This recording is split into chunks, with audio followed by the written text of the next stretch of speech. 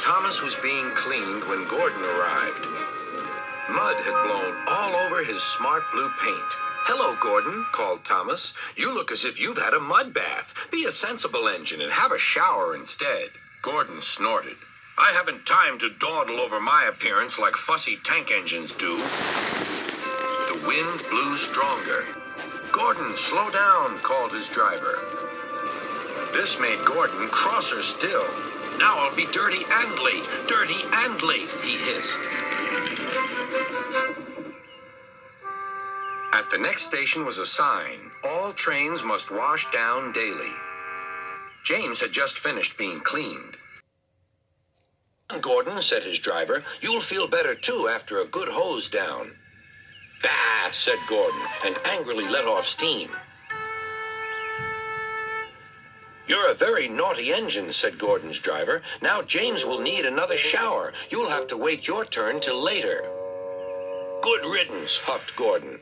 "I'm far too busy to waste time with water." He finished his journey safely and steamed into the big station. Sir Topham Hatt was waiting. So were Gordon's coaches and the passengers. "Goodness gracious," said Sir Topham Hatt. "You can't pull the train. Henry will have to do it. Gordon, you'd better get cleaned straight away."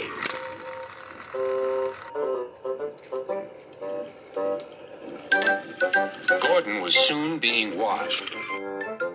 "Mind my eyes," he grumbled. Then he pulled cars for the rest of the day.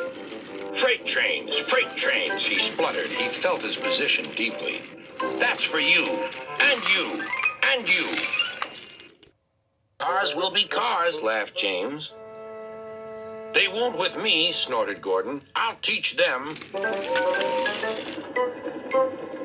James got ready to take the express when Gordon returned. "Be careful," warned Gordon. "The hills are slippery. You may need help."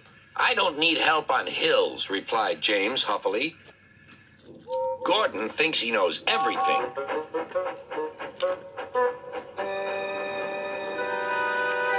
Earlier, a storm had swept Gordon's Hill, blowing leaves onto the tracks, which made them slippery. Even though the storm had passed, the hill was still difficult to climb. James knew this. The signal showed clear, and James began to go faster. I'll do it, he puffed. Halfway up, he was not so sure. I must do it. But his wheels slipped on the leaves. He couldn't pull the train at all. Help! Whistled James. His wheels were turning forward, but the heavy coaches pulled him backwards. The whole train started slipping down the hill. His driver shut off steam and put on the brakes. Then carefully he stopped the train.